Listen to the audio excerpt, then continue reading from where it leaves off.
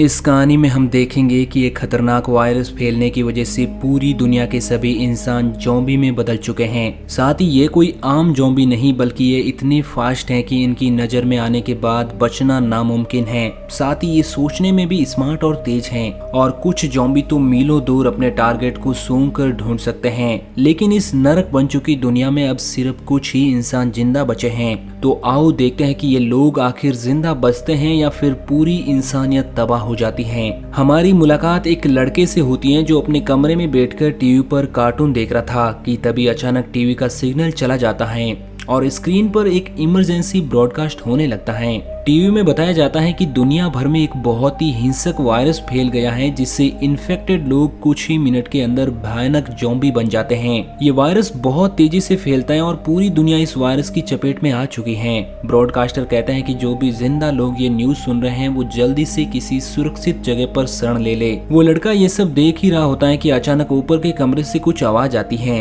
ये सुनते ही वो काफी डर जाता है और धीरे धीरे ऊपर जाकर देखता है तो उसे पता चलता है कि ये तो बस उसकी सिस्टर ने प्रैंक किया था। अब वो दोनों अपनी माँ के कमरे की तरफ जाते हैं। उनकी मॉम इस सिचुएशन को लेकर बहुत ही परेशान होती है और अपने हस्बैंड को कॉल करती है। उसका हस्बैंड जो कि एक पायलट होता है वो अपने बच्चे और वाइफ को बताता है कि ये वायरस बहुत भयानक और तेजी से फैल रहा है, इसलिए तुम सब घर पर मेरा इंतजार मत करो और जल्दी से किसी तरह करके शहर से बाहर निकल जाओ। अब बच्चों की मॉम कुछ जरूरी सामान इकट्ठा कर रही होती है, तभी उन्हें बाहर से लोगों के चिल्लाने की आवाजें सुनाई देती हैं। इसलिए वो जल्दी से अपने दोनों बच्चों को लेकर घर से बाहर निकल आती हैं और जैसे ही वो सब कार में बैठने वाले होते हैं तभी अचानक एक ज़ॉम्बी बच्चों की मॉम पर अटैक कर देता है। डर के मारे एबिगेल उसकी बेटी जल्दी से कार के नीचे छिप जाती है और अपनी आंखों के सामने अपने छोटे भाई और माँ को ज़ॉम्बी के हाथों मरते हुए देखती है और वो ज़ॉम्बी उस छोटी बच्ची को देख नहीं पाता और वहाँ से चला जाता है। लेकिन ये देखकर एबिगेल बहुत ज्यादा डर जाती है और कांपने लगती है। तभी वो देखती है कि उसकी माँ भी एक ज़ॉम्बी बन चुकी थी। उसकी माँ उसे देखकर अब उसकी ओर बढ़ने लगी थी। इससे पहले कि वो अपनी बेटी को मार देती, ठीक उसी समय पर एक आदमी उसे मार देता है और एबिगेल को बचा लेता है। थोड़ी देर बाद हम देखते हैं कि एबिगेल का छोटा भाई भी ज़ॉम्बी में कन्वर्ट हो चुका है, इसलिए अब वो आदमी ज़ॉम्बी बन चुके एबिगेल के भाई को भी गोली मार देता है। अब कहानी में 10 साल बीत जाते हैं और हम देखते हैं कि ज़ॉम्बी वायरस की वजह से मानव सभ्यता पूरी तरह से बर्बाद हो चुकी है। कभी भाग दौड़ की चकाचौंध वाले शहर अब वीरान हो चुके थे और धरती से लगभग सभी इंसान ज़ॉम्बी बन चुके थे। अब हम देखते हैं कि वो छोटी लड़की एबिगेल जिसे एक आदमी ने बचाया था वो अभी भी जिंदा है और अब वो काफी बड़ी हो चुकी थी। वो अभी भी उस आदमी जैक के साथ रहती हैं। जैक ने उसे ज़ॉम्बी से लड़ने की ट्रेनिंग दी थी। उस दिन अगर जैक उसे नहीं बचाता तो एबिगेल भी अब तक मर चुकी होती, इसलिए एबिगेल जैक को ही अपना डैड मानती है। इतने सालों तक जंगल में अकेले रहने के बाद एबिगेल को बहुत ही अकेलापन महसूस होने लगा था, इसलिए वो चाहती थी कि वो लोग किसी ऐसी जगह पर जाए जहाँ जिंदा इंसान हो। लेकिन जैक को लोगों के बीच रहना बिल्कुल भी पसंद नहीं था। अब रात को जब वो दोनों जंगल में कैंप लगाकर सो रहे थे तभी किसी आवाज से जैक की आंख खुल जाती है। वो धीरे से अपने कैंप से बाहर निकलकर देखता है कि तभी एक ज़ॉम्बी जैक पर हमला कर देता है, लेकिन जैक गन से शूट करके उसे मार गिराता है और एबिगेल भी वहां पर पहुंच जाती है। इन दोनों को इतने सालों से ज़ॉम्बीज का शिकार करते हुए ये एक्सपीरियंस तो हो गया था कि ज़ॉम्बी हमेशा झुंड में रहते हैं, इसलिए जैक समझ जाता है कि आसपास और भी ज़ॉम्बी जरूर होंगे और अब वो जल्दी से वहां से अपना सामान पैक करके घोड़े पर बैठकर निकल जाते हैं। अब रास्ते में उनके घोड़े हिन हिनाने लगते हैं जिससे जैक समझ जाता है कि कोई खतरा नजदीक है और वो दोनों चारों तरफ देखते हैं तो उन्हें एक गाड़ी ज़ॉम्बी से गिरी हुई दिखाई देती है जहां एक जिंदा इंसान खुद को ज़ॉम्बी से बचा रहा था। अब वैसे भी दुनिया में इंसान बहुत ही कम बचे थे, इसलिए इन दोनों को हर हाल में उस आदमी को बचाना होगा। जैक एबिगेल की ट्रेनिंग का टेस्ट भी लेना चाहता था, इसलिए वो एबिगेल को उस आदमी को बचाने के लिए कहता है। जैक उसे आराम से टारगेट शूट करने के लिए कहता है, लेकिन एबिगेल जल्दबाजी में गोली चला देती है जिससे वो गोली ज़ॉम्बी के साथ साथ उस सर्वाइवर को भी लग जाती है। ये देखकर जैक एबिगेल पर गुस्सा करता है और वो दोनों जल्दी से उस आदमी के पास जाते हैं। वो आदमी अभी मरा नहीं था मगर बच भी नहीं सकता था, इसलिए जैक उसे दर्द से मुक्ति देने के लिए खुद ही मार देता है। अब वो दोनों उस गाड़ी से जरूरत की सारी चीजें लेने लगते हैं। उसी वक्त वहाँ पर आदमी के और साथी भी आ जाते हैं और बहुत सारे हथियार बंद लोग उन्हें चारों ओर से घेर लेते हैं। एक आदमी जब अपने मरे हुए साथी के जूतों को जैक के पैरों में देखता है तो उन्हें शक होता है कि उन्होंने लूट मारी के लिए उनके साथी को मारा है। और जैसे ही वो लोग इन दोनों को मारने लगते हैं तभी एक प्रेग्नेंट लेडी कार से उतरती है और अपने साथियों से इन दोनों को छोड़ने के लिए कहती है।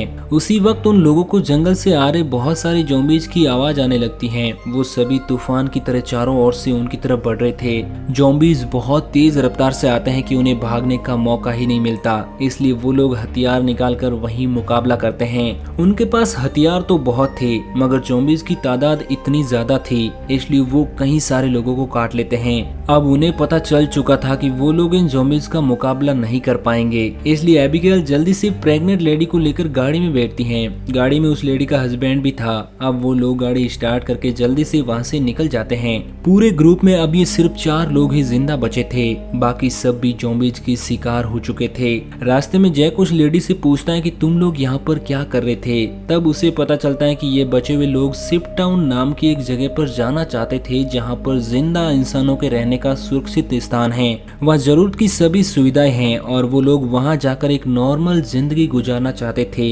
ये सुनकर एबिगेल बहुत खुश होती है क्योंकि यही तो वो जगह है जहाँ पर वो हमेशा से जाना चाहती थी। लेकिन जैक कहता है कि यहाँ पर कोई भी ऐसी जगह नहीं है। मैं पिछले 10 सालों से यहाँ वहाँ भटक रहा हूँ लेकिन मुझे अभी तक कोई भी ऐसी कॉलोनी नहीं दिखाई दी। तभी अचानक बीच रास्ते में उनकी गाड़ी खराब हो जाती है। इस दौरान उस लेडी का हस्बैंड डेविड बाहर निकलता है जो कि एक मैकेनिक था और गाड़ी ठीक करने के लिए उतरता है, लेकिन टूल्स न होने की वजह से उनकी गाड़ी ठीक नहीं हो पाती, इसलिए वो चारों गाड़ी को वहीं पर छोड़कर पैदल ही सफर पर निकल जाते हैं। कई किलोमीटर सफर करने के बाद वो लोग एक वीरान सोसाइटी में पहुंचते हैं जहां ऊंची इमारतें अभी भी खड़ी थी लेकिन हर तरफ मौत की शांति छाई हुई थी। उस जगह की अच्छी तरह से तलाशी लेकर वो लोग वहां रात बिताने को डिसाइड करते हैं। रात को वो सब आग जलाकर खाना पकाते हैं। एबिगेल शिप टाउन नाम की उस जगह पर जाने के लिए बहुत ही बेताब थी, इसलिए वो मेगन से उस जगह के बारे में पूछती है। तब वो उसे बताते हैं कि हमारी पहले ही उस शिप टाउन में रहने वाले लोगों के साथ रेडियो पर बातचीत हुई थी।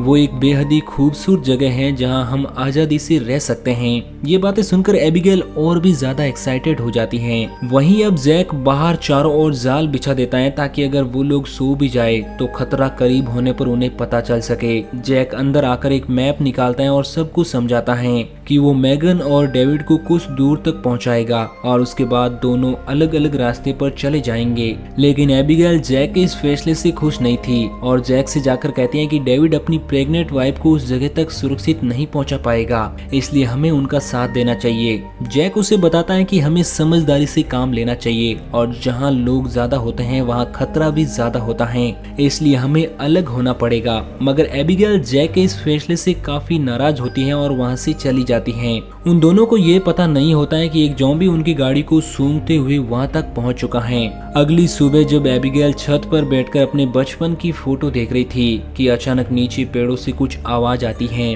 वो समझ जाती है कि ज़ॉम्बी अंदर आ गए हैं और सबको वार्निंग देने के लिए नीचे दौड़कर जाती है कि तभी रास्ते में एक ज़ॉम्बी उसके पीछे लग जाता है। एबिगेल खुद को बचाने के लिए ऊपर सीढ़ियों पर चढ़ने लगती है और पीछा करने वाले ज़ॉम्बी को झटका देते हुए नीचे गिरा देती है, लेकिन इस चक्कर में उसका बैलेंस बिगड़ जाता है और वो भी नीचे गिरने लगती है। मगर एन मौके पर आकर जैक उसे बचा लेता है। थोड़ी देर बाद पीछा करने वाला ज़ॉम्बी अपने साथियों के साथ वहां पहुंच जाता है, मगर वो पहले से ही बिछाई गई जाल में फंस जाते हैं जिसमें काफी सारे ज़ॉम्बीज मारे जाते हैं। जैक धमाके की आवाज सुनकर समझ जाता है कि ज़ॉम्बीज का झुंड उस जगह तक पहुंच गया है जहां हम कल रात ठहरे थे और ज़ॉम्बीज अभी तक उनका पीछा कर रहे हैं। लेकिन अच्छी बात यह थी कि वो लोग उस जगह को छोड़कर वहां से आगे निकल चुके थे। तभी रास्ते में एबिगेल को याद आता है कि थोड़ी दूर पर एक छोटा एयरपोर्ट है जहां पर उसके डैड काम किया करते थे। शायद वहां कुछ हवाई जहाज बचे हो जिससे हम आसानी से शिप टाउन तक पहुंच सकते हैं। लेकिन जैक बताता है कि एयरपोर्ट एक खुली जगह है और अगर वहां ज़ॉम्बीज ने घेर लिया तो हमारे पास बचने का कोई रास्ता नहीं होगा। लेकिन एबिगेल के बार बार कहने पर वो वहां जाने के लिए मान जाता है, जिसके बाद वो लोग एयरपोर्ट पहुंच जाते हैं लेकिन वहां पर कोई भी एरोप्लेन नहीं था। मगर जब वो एक छोटे से गराज में पहुंचते हैं तो वहां उन्हें एक छोटा सा प्लेन मिल जाता है।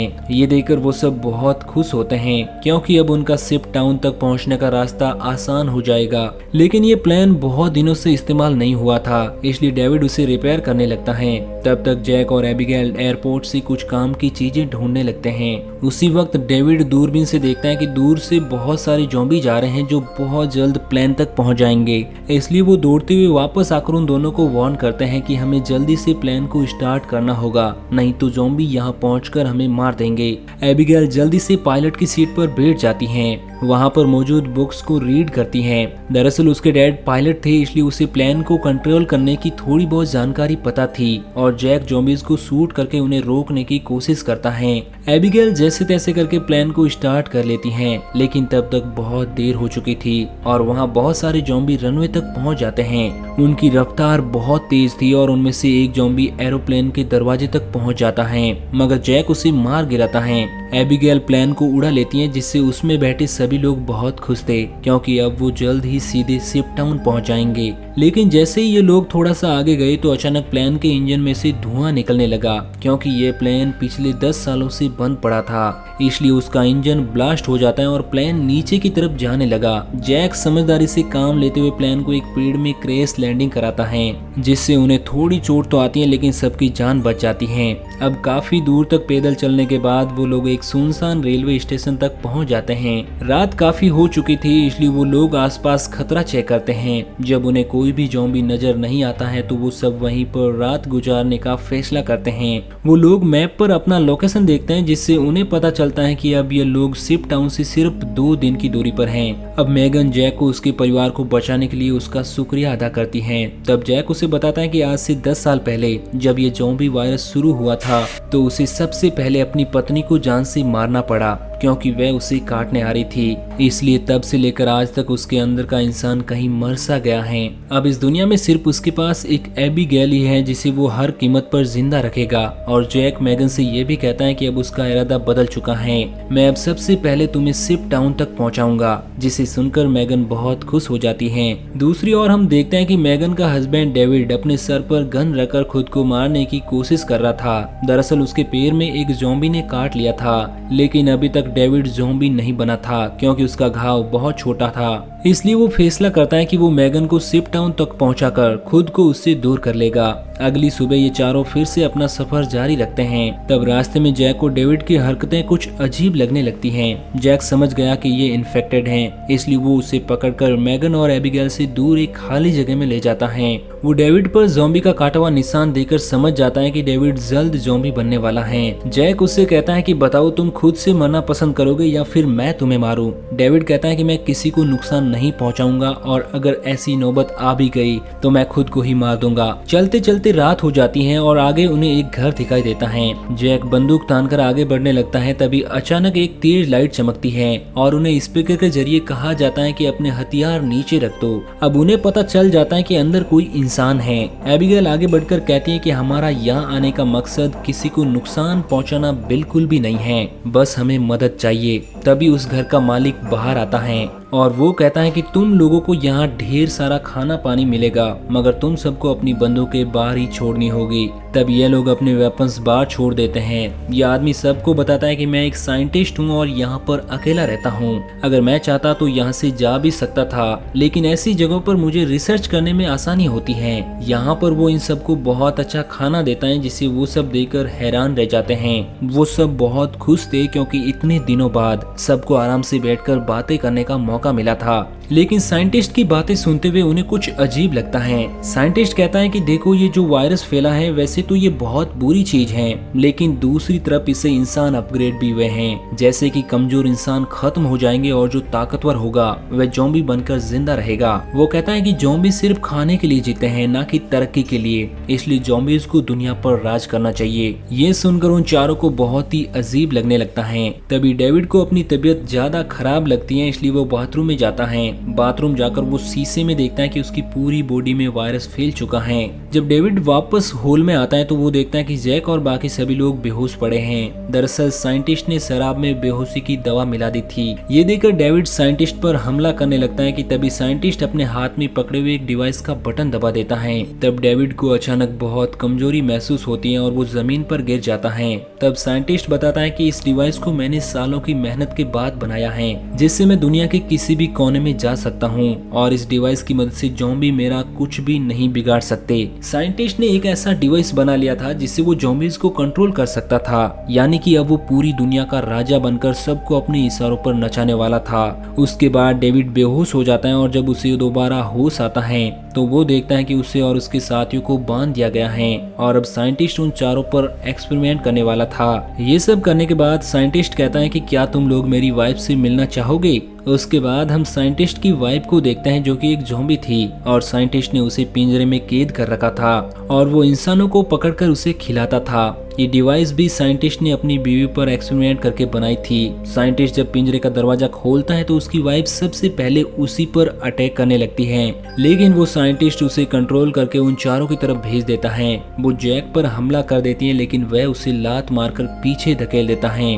तभी डेविड वायरस की ताकत से रस्सी तोड़ देता है और अपने बाकी साथियों को भी छुड़ा देता है। घर का मालिक खतरा भांपकर तुरंत भाग जाता है। उसके बाद वो चारों भी अपना सामान लेकर जल्दी से बाहर निकल आते हैं। लकीली बाहर उन्हें साइंटिस्ट की गाड़ी मिलती है और ये चारों उसी में बैठकर जंगल की तरफ निकल जाते हैं। लेकिन साइंटिस्ट हार नहीं मानने वाला था। वो अपने डिवाइस के जरिए ज़ॉम्बीज के झुंड को कंट्रोल करके उनका पीछा करवाता है।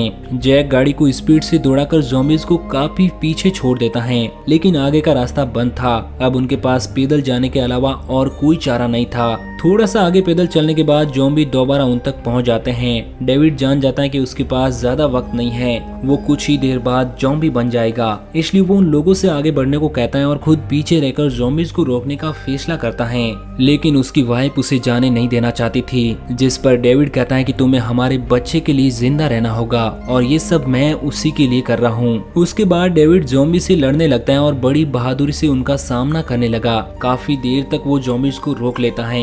वहीं जैक मैगन को गोद में लेकर आगे की तरफ बढ़ता है और फाइनली ये लोग उस जगह पर पहुंच जाते हैं जहां पर इंसानों की बस्ती थी।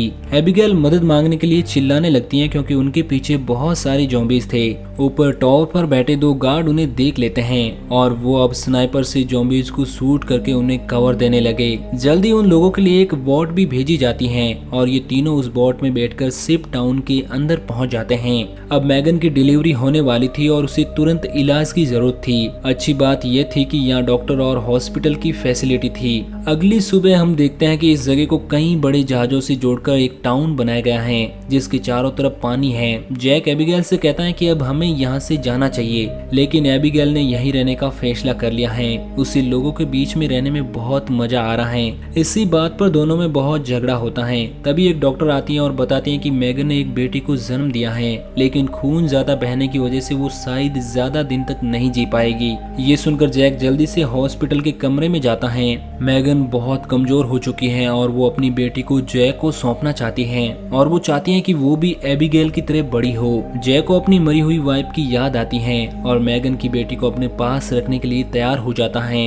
इधर एबिगेल एक हैंडसम लड़के के साथ एंजॉय कर रही थी। उसने कभी सोचा भी नहीं था कि इतने सारे लोग एक साथ बैठकर शराब पी सकते हैं और खूबसूरत संगीत पर जमकर नाच गा सकते हैं, इसलिए उसका यहीं रुकने का इरादा और भी मजबूत हो जाता है। थोड़ी देर बाद एबिगेल उस हैंडसम लड़के को चुपके से एक केबिन में जाते हुए देखती है और वो भी उसके पीछे जाती है। वहाँ पहुंचकर वो देखती है कि ये केबिन पूरी तरह से तारों और बमों से भरा हुआ है। वहाँ पर एक वायरलेस स्विच भी लटका हुआ था। जैसे ही वो उस स्विच को टच करती है तभी वो लड़का भाग कर आता है और बताता है कि उन्होंने शिप टाउन के नीचे बॉम्ब लगाए हैं। अगर कभी ये जगह खतरे में पड़ती है तो वो लोग उस रास्ते से भाग जाएंगे और बाहर से इस जगह को उड़ा देंगे। लेकिन उन दोनों को बिल्कुल भी अंदाजा नहीं था कि ये दिन इतना जल्दी आ जाएगा, क्योंकि वो साइंटिस्ट गुस्से में वहां तक भी पहुंच चुका था और वो अपने कंट्रोल डिवाइस के जरिए उन ज़ॉम्बीज को अपने कंट्रोल में कर लेता है। साइंटिस्ट की मदद मिलने के बाद शिप टाउन के नीचे का पानी अब उन्हें नहीं बचा सकता था।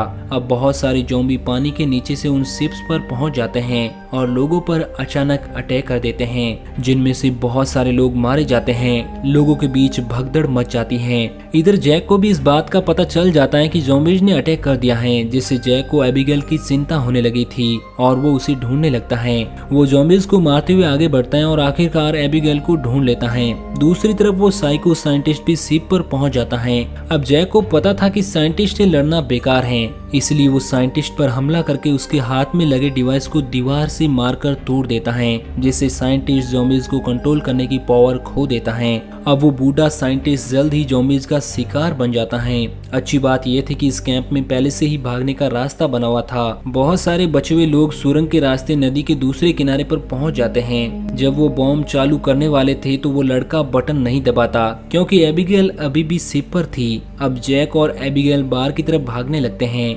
मगर पीछे एक ज़ॉम्बी एबिगेल को पकड़ लेता है, लेकिन जैक उसे बचा लेता है। तभी एबिगेल की नजर गलती से उस ज़ॉम्बी के हाथ में बंधे ब्रेसलेट पर पड़ती है। ये वही ब्रेसलेट था जो उसने बचपन में अपने हाथों से अपने डैड के लिए बनाया था। इससे वो समझ जाते हैं कि ये ज़ॉम्बी उसके डैड हैं। अब यहाँ पर जैक उसे हाथ से पकड़कर जबरदस्ती खींचकर भागने को कहता है। अब वो लड़का दोनों को भागते हुए देखकर तुरंत वायरलेस रिमोट का बटन दबा देता है और पूरा शिप टाउन राख में बदल जाता है। उसके बाद जैक और एबिगेल एक दूसरे के गले लगते हैं। अब जैक और बचे हुए सभी लोग दूर समंदर में एक सुनसान जगह की तरफ देखते हैं और वहीं पर एक नई इंसानी बस्ती बसाने का फैसला करते हैं। इसी के साथ ये कहानी यहीं पर खत्म हो जाती है। तो दोस्तों, आपको ये कहानी कैसी लगी नीचे कमेंट करके जरूर बताना और इसी तरह की कहानियों के डेली डोज के लिए हमारे चैनल को सब्सक्राइब जरूर करना।